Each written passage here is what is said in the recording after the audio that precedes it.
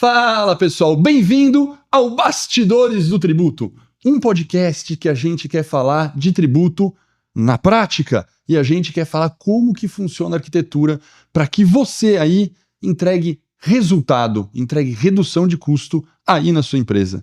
E hoje temos convidados muito especiais porque são quase que fundadores de boa parte da tecnologia no Brasil, por incrível que pareça, isso pode ser verdade e está aqui. Jander, muito bem-vindo, um prazer enorme ter aqui, depois você vai contar a sua história com mais carinho, mas para quem não te conhece, resumidamente, fundador da MasterSaf, a clássica MasterSaf, depois da TaxWeb e agora na Omnitex. Paulo, muito bem-vindo, também aqui Sovos, TaxWeb e agora Omnitex também envolvido em todos os, inclusive envolvido nos bastidores da reforma tributária, né, Paulo? Isso aí. Isso é muito legal. Estar aqui com vocês, viu, Alex, Jander. É muito bom. Então hoje, eu aqui, Alex Leite, diretor aqui do Confeb, vou entrevistá-los aqui com muita qualidade para falar de reforma tributária. Mas, pessoal, o que a gente combinou? O que é reforma tributária, todo mundo já sabe. A nossa lógica aqui é focar como é que na empresa de vocês vão atuar para gerar resultado na reforma tributária e não explicar novamente o que é reforma tributária, porque você, eu tenho certeza que já ouviu falar e já sabe quase de cor, CBS, IBS, IVA dual e tudo, etc. Beleza? Então, vamos nós aqui direto para a gente ver o que está acontecendo nesse mundo. Jander, quando a gente fala, Jander, de reforma tributária, o que tecnicamente e operacionalmente você sente de gap que vai acontecer nas empresas, né? O que vai mudar nas empresas? O que é reforma a gente já sabe, mas qual vai ser o gap técnico operacional da empresa na implementação da reforma tributária? Bem, primeiro, obrigado, Alex, por ter nos convidado aí. É um prazer estar aqui com você. E tem alguns gaps. A gente não pode falar de um gap. Eu acho que tem alguns gaps que são, assim, bem impactantes, né? Você tem o split payment, que é uma coisa que hoje não existe de uma forma que a Receita controle, ela vai controlar. Eu acho que esse é um dos grandes gaps, como que as empresas vão implementar isso. Tem o gap tecnológico, tem o gap de treinamento de pessoal e tem o gap de custo, que sempre é um gap. Então, o nosso papel é passar para as empresas como que elas podem fazer isso de uma maneira mais ágil, né, mais eficiente, né? Então, eu acho que elas precisam começar agora, porque o planejamento agora vai ser essencial para que eles tenham uma economia grande no futuro, né? E pegando todos esses aspectos, o que a Receita quer, qual que é o tipo de negócio que ele tem, como que ele pode oficialmente pagar dentro das regras novas menos imposto, porque é isso que toda empresa quer, o fisco quer arrecadar, ela quer pagar menos, né? Então eu acho que esses gaps são os gaps que a gente trata, né? Beleza. Vamos pegar duas perguntas em cima disso aqui. Uma, o split payment que você citou já é uma coisa que a gente sabe que está desenhada, muitos já sabem, né, que é a separação do pagamento direto do tributo ali, separando o fornecedor, o cliente, o governo. Mas tem algumas... parece que o pessoal não tem segurança da data de entrada, assim como, lógico, a gente não tem 100% de certeza que o cronograma da reforma vai ser exatamente aquele, deixar claro isso. Sim. Mas todo mundo que eu tenho entrevistado tem falado que a probabilidade é boa de seguir aquele cronograma. O split payment não está com essa visão meio consolidada no mercado. Na opinião de vocês, você acha que saem agora logo de largado ou vocês acham que o split payment vai demorar um pouquinho mais? Eu acho que vai demorar um pouco mais. Não vai entrar agora de largada. De largada será difícil, porque estão implementando outras coisas, né?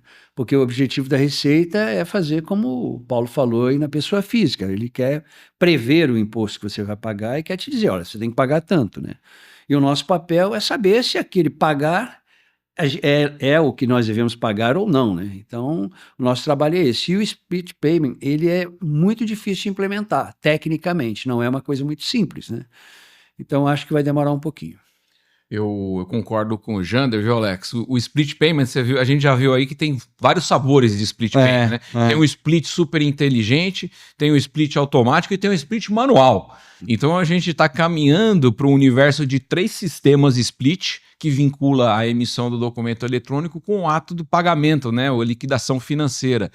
Então, assim, quando a gente pensa no split inteligente, seria uma maravilha.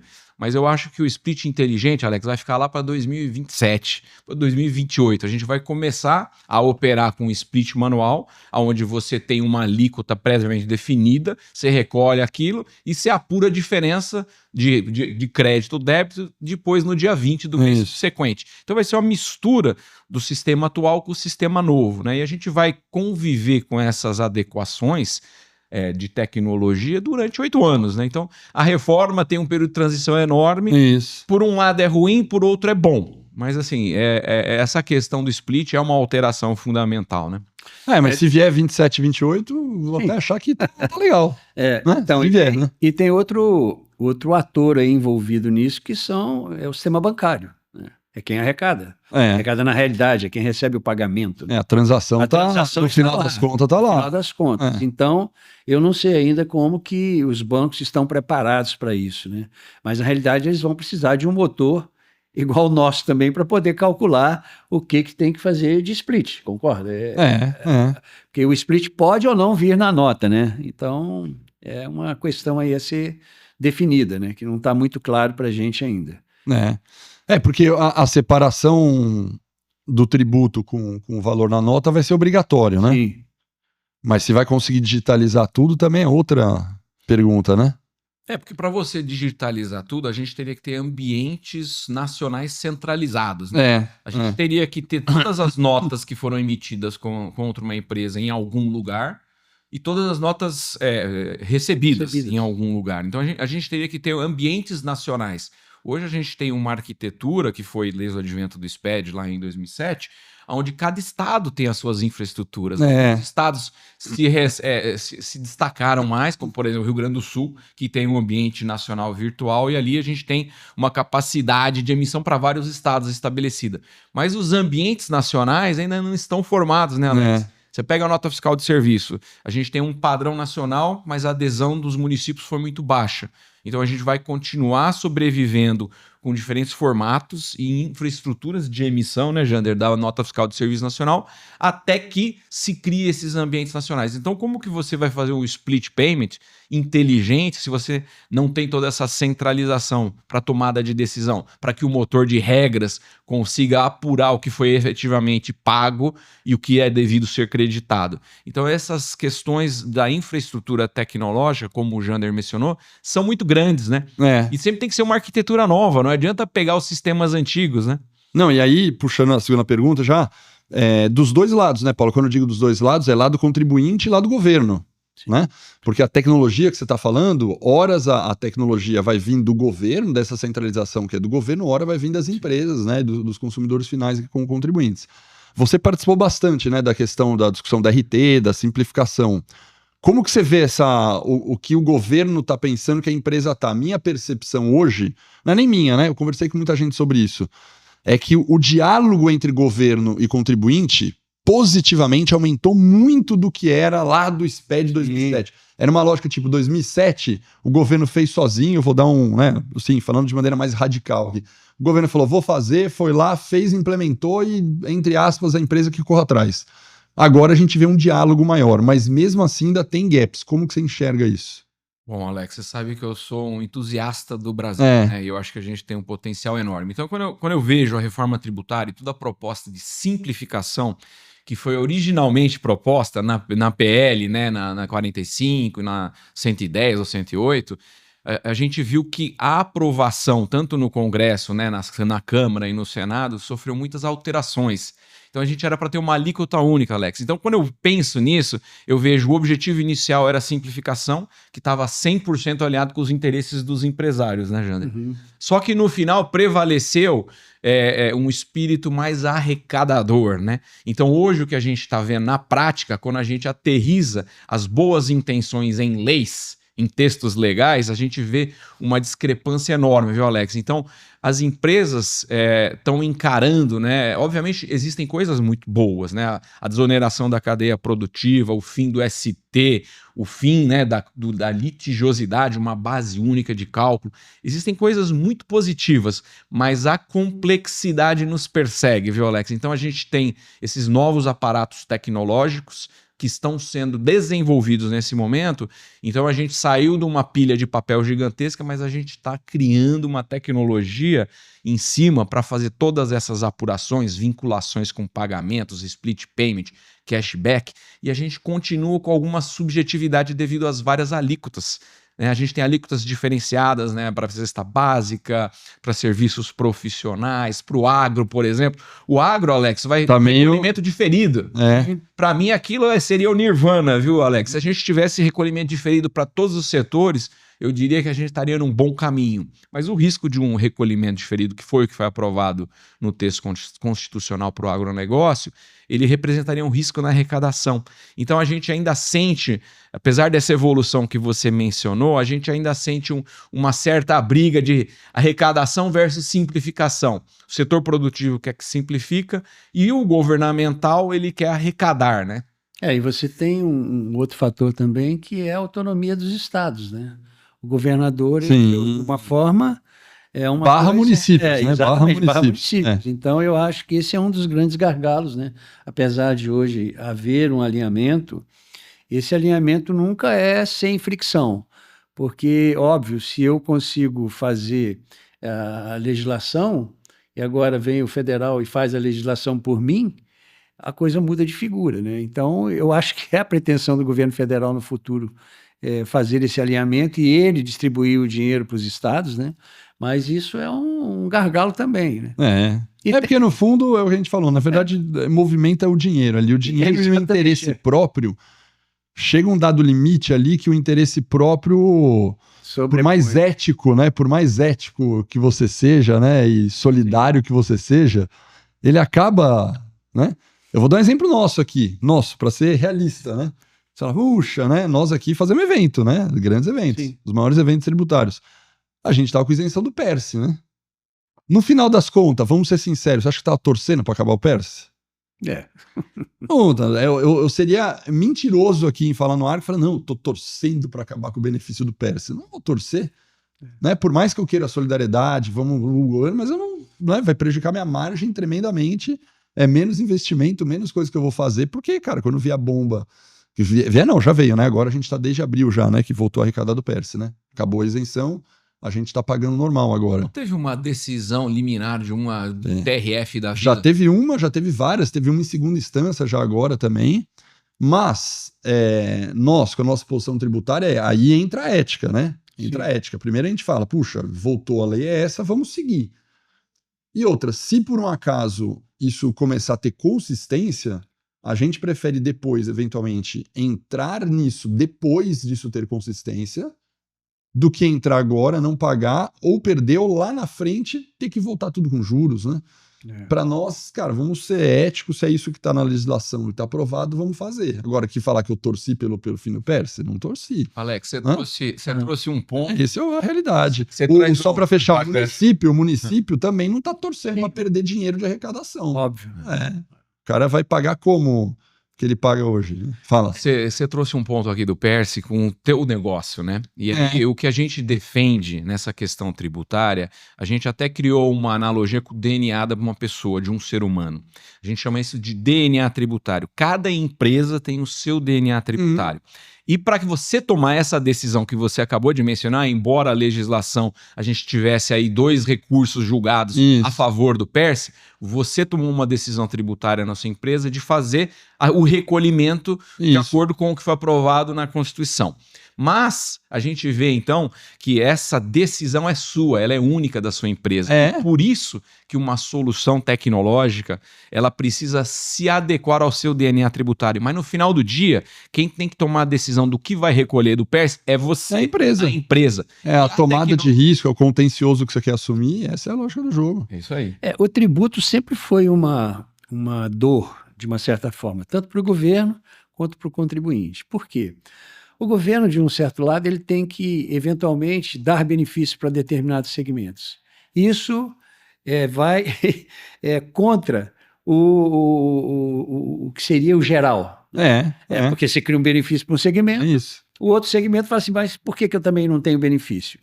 Só que alguns segmentos precisam de benefício, como eventualmente o agro, a indústria automobilística e por aí vai, como agora o carro híbrido e o carro, né, elétrico. E eu esqueci de explicar do PERSE. Para quem não sabe, o PERSE foi o benefício criado para o setor de eventos durante a pandemia da Covid, que o evento ficou sem faturar e ia quebrar toda empresa de evento. Precisou, naquele momento da Covid, um benefício desse. Prossiga aí. Então, é exatamente isso. Em determinados momentos da vida, o governo precisa fazer uma ação ela faz ação tributária. Ela cria uma isenção ou cria algum benefício lá que vai ajudar aquele segmento, né? Então, o tributo tem esse gargalo, por assim dizer. Ele não pode ser uma coisa flat, né? Olha, é tributo desse jeito para todo mundo, é único, etc. Isso tem alguns problemas graves aí de incentivo ao mercado, né?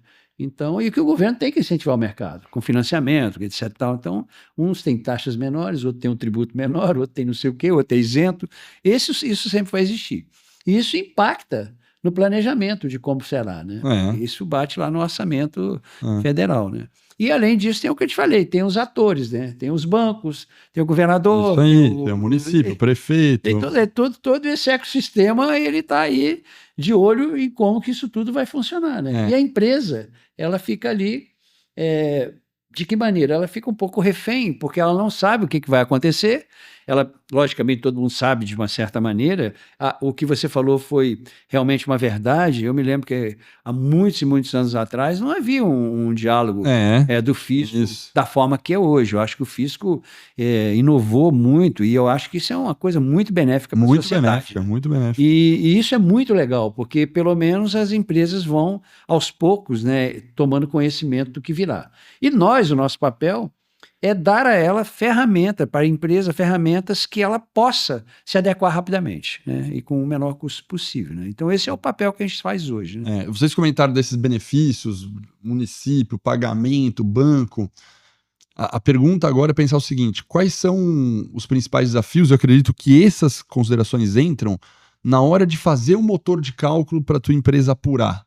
Quais são os principais gaps que tem? Acredito que isso que a gente acabou de falar já entra, né? É só isso? Isso tem um peso maior, menor? Quais são os principais gaps para fazer o motor de cálculo? Eu acho que o maior problema do motor de cálculo são os sistemas atuais, né? Porque você tem hoje, como que você calcula para emitir uma nota fiscal? Falar uma coisa bem simples, né? Hoje, geralmente, esse cálculo ele está chumbado dentro. Chumbado é a palavra, mas ele está programado, né? O programador precisa alterar. Mudou uma regra, o programador tem que ir lá alterar o sistema.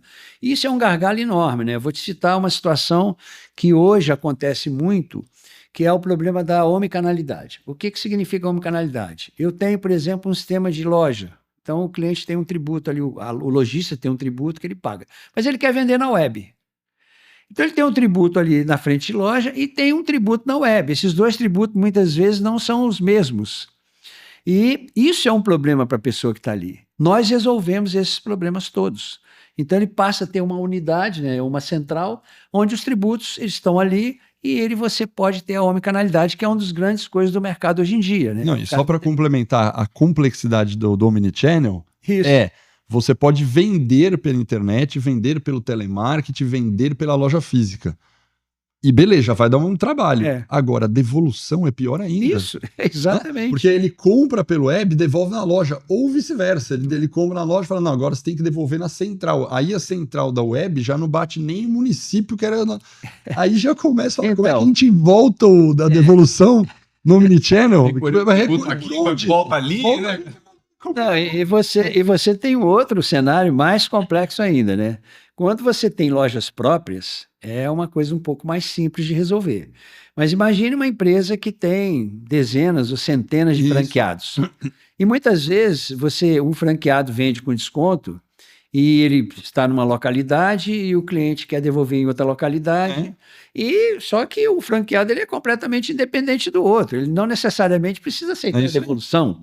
Então, você tem que ter uma câmara de compensação. Né? É isso. E o que acontece é que a gente consegue, através desse motor, dar inteligência a esse tipo de coisa. Aí depende, logicamente, da regra de negócio da empresa, se ela quer adotar aquilo ou não, se ela vai fazer uma câmara de compensação ou não, etc. Tem alguns fatores aí que influenciam a decisão desse negócio.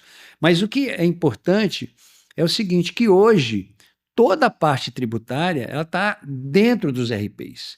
ela não é uma coisa agnóstica, né? E o que nós construímos é exatamente um motor agnóstico que pode se conectar com qualquer coisa e você cria um hub fiscal, ou tributário, por assim dizer, né? E nesse hub você conecta todo mundo. Então você pode ser uma empresa, por exemplo, que adquiriu outras. Aí você imagina, você é uma holding, adquiriu algumas empresas, aí o cara tem um tributo aqui de um jeito, outro RP de outro jeito, outro de outro jeito, e isso vira um pandemônio, né, para que o cara controle. Aí é que eu falo de custo, porque na realidade eu não estou falando do tributo em si. O tributo é um dos custos que ele tem. Isso. Os outros podem ser maiores, inclusive, do que o tributo. Você montar uma infraestrutura para uma grande empresa organizada, para uma empresa que é dinâmica, que adquire outras empresas e tudo, isso é um caos. E ele absorve aquilo tudo. Você vê, nós tivemos aí, não quero citar o nome, uma grande fusão que não está dando muito certo. Né? Um grupo de varejo gigantesco, né, se uniu aí, formou um grupo enorme, mas está tendo problema. A parte tributária é um dos grandes gargalos, né? Então é isso. Então, quando você fala de gap, ele é para calcular, né? Para calcular, exatamente. Se você não tiver uma coisa agnóstica, você vai ter que ir lá no legado, tentar fazer aquele legado resolver esses problemas que não vão resolver, porque o legado não está preparado para isso, né? E o que nós construímos, por isso que o Paulo fala que nós estamos na terceira geração, que realmente é a terceira geração. É um produto que usa inteligência artificial, usa a internet, né, os sistemas todos em cloud. Quer dizer, você cria uma nova arquitetura e você não tem como criar uma nova arquitetura sem fazer uma ruptura. E, na realidade, o que nós fizemos, né, o que eu fiz ao longo dos anos foi criar uma ruptura. Quando saímos da MasterSaf, a gente criou uma segunda geração com a TextWeb, né? E com a TextWeb já ficou obsoleta. E eles estão obsoletos tecnologicamente, não de conhecimento, mas tecnologicamente.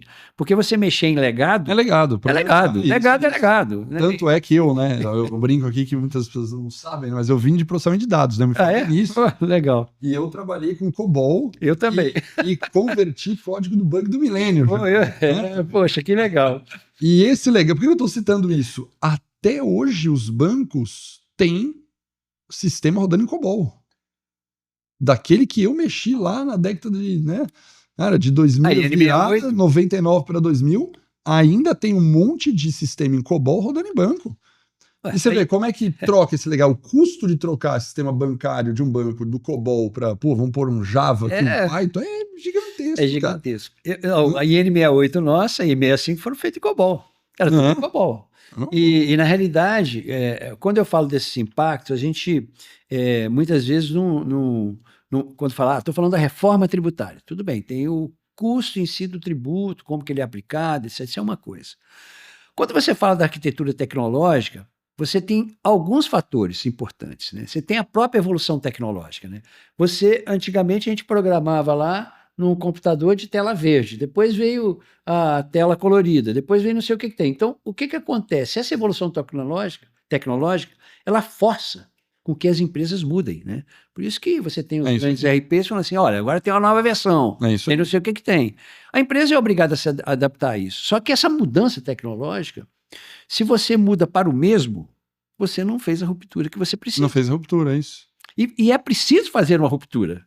Querendo ou não, porque... Não, tem hora que você precisa tomar a decisão de, entre aspas, implodir tudo. Exatamente. E reescrever, do zero. O que nós fizemos, para facilitar esse processo todo, foi realmente extrair de dentro dos RPs essa parte do motor de cálculo.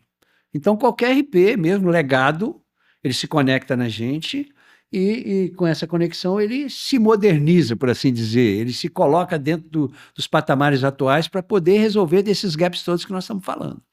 Então ele passa a treinar as pessoas nesse novo ambiente, passa a fazer as apurações ali, etc. Então você cria um novo cenário.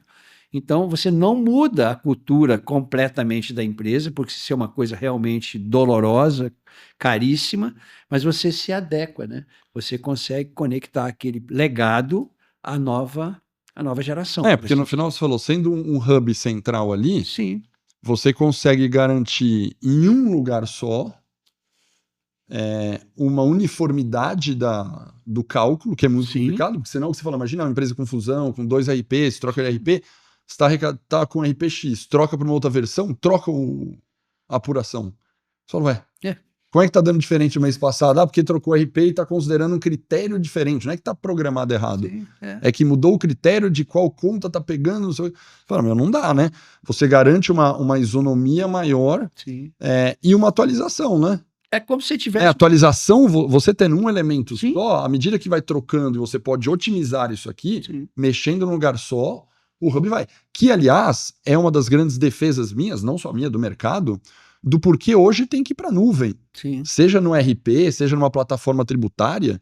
A minha visão é hoje você ter um standalone dentro da tua empresa, no teu servidor, é muito risco, porque você não vai estar com atualização de tecnologia nova. Por exemplo, será que vai o BI, a IA, uma função nova? Se você está no seu aqui, tem que programar e implementar no seu, não dá. Você está na nuvem, está com todo mundo.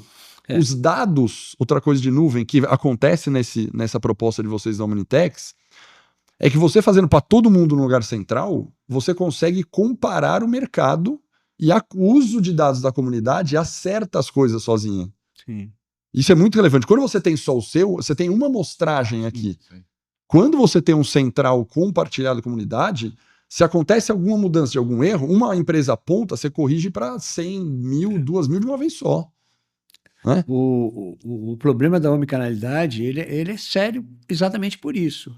Porque dependendo do canal de venda que você esteja vendendo, e se você não tiver uma organização tributária adequada, você vai recolher tributos errados. Nós temos atendendo a omnicanalidade, nós fizemos um SDK para atender o PDV. Porque o PDV, nós temos clientes, por exemplo, que ele não tem internet em determinadas situações. Né? Nós temos um cliente grande, a Dufre, ela tem nos aeroportos. O aeroporto, geralmente, a internet não é tão boa.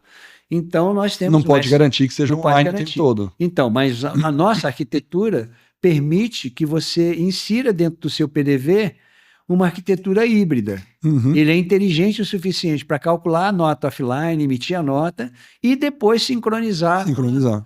Então, a gente pensou muito nesse tipo de arquitetura, né? Porque eu acho que, independente da reforma tributária, a omnicanalidade está inserida nisso. É isso aí. É porque o cara quer vender mais, de forma diferente. E hoje é um grande complicador também. Né? Você sabe que nessa questão da tecnologia, né, nesses saltos tecnológicos, uma das coisas que vem acontecendo com esse motor, Alex, é que a aplicação desse motor é extremamente flexível. Né? A gente fala da figura do gestor de conteúdo dentro de cada empresa. Você citou o exemplo do Perse. Com certeza existem outras empresas que vão tomar uma decisão diferente. Isso. É fundamental que essa tecnologia esteja aliada a uma inteligência humana. Né? A gente fala de inteligência tributária adaptativa na nossa empresa, mas a tecnologia sem o humano não vai a lugar nenhum. Então, dentro de cada empresa, além dessa centralização, a gente fala que tem que ter um gestor de conteúdo. Esse é o figura-chave dentro da empresa, é o cara que vai tomar a decisão por recolher na integralidade ou não aquela determinada situação. Então, essa tecnologia ela permite que as decisões de negócio sejam incorporadas num motor de regras. Esse motor, ele confere autonomia para calcular tributos, alimentar sistemas legados, sem alterar os sistemas legados, sem ter que fazer atualizações gigantes geoméricas. Isso aí. Até mesmo porque durante os próximos 8 anos a gente vai ter mudanças constantes, né, Alex? Período de transição, uma certeza a gente tem, vai mudar tudo, toda hora. É isso aí. Então não vale a pena... Toda hora mudando, não vale a pena você fazer uma alteração gigante de sistemas, vale a pena você coexistir com os legados. Então esse motor se conecta através de APIs, através de chamadas, de JSONs, que são comunicações não invasivas. Então a gente coexiste com os sistemas legados atuais. E ele também permite, Alex, que regras de negócio sejam criadas dentro do motor. Então a gente não toma apenas decisões de qual cálculo aplicar. A gente pode colocar a regra de precificação, a gente pode colocar uma regra para o comprador considerar o crédito que vem naquela compra do IBS e do CBS, se o cara é do Simples Nacional, se o cara é do lucro real, se o cara é do lucro presumido. O cara de distribuição, de logística, ele quer otimizar as rotas. Por que não pegar este conhecimento desta pessoa da logística e embutir no motor de decisão? Isso. Então essa terceira geração, ela veio com um timing muito bom, porque ela permite que sejam tomadas até 600 decisões tributárias por segundo ou 600 outros tipos de decisões. Quem alimenta essas decisões? Você, Alex. É você na sua empresa, com a sua abordagem. O segredo do negócio de cada uma das empresas é único. E a gente consegue fazer com essa flexibilidade que o Jander mencionou, onde as regras não são chumbadas, eu não tenho que mandar para alguém na Índia para fazer a regra do brasileiro, a gente faz a autonomia para o gestor de conteúdo. E ele pode coletar decisões estratégicas de diversos departamentos e colocar. Porque, afinal, fazer o planejamento tributário é muito legal, né? A gente bota lá numa planilha, no PowerPoint. Mas quem disse que vai ser aplicado? Esse é o ponto. Um ponto interessante é o seguinte, a nossa arquitetura hoje também é no-code. Então não existe programação. Para o usuário da empresa. Para o usuário da empresa. Isso aí. Então o usuário chega lá com o conhecimento tributário que ele tem, Isso. ele vai inserir uma regra, aquela regra é real time. Ele atestou, a regra está ok, ele aperta o botão, em todos os sistemas eles começam a ouvir aquela regra e aplicar aquela regra imediatamente. Hoje, se você tem uma regra que surge que é obrigada a ser aplicada, tem que chamar o programador, tem que não sei o quê, tem que custo absurdo. Isso tudo vai mudar. Vai mudar nessa... Nós estamos trabalhando. É isso aí. Muito bom. Muito obrigado. Muito obrigado. Nós que agradecemos. Pessoal, se vocês curtiram aqui o nosso Bastidores do Tributo, compartilhem para que outras pessoas possam ser impactadas com isso. E a gente fica por aqui. Um abraço e até o próximo episódio. Abraço.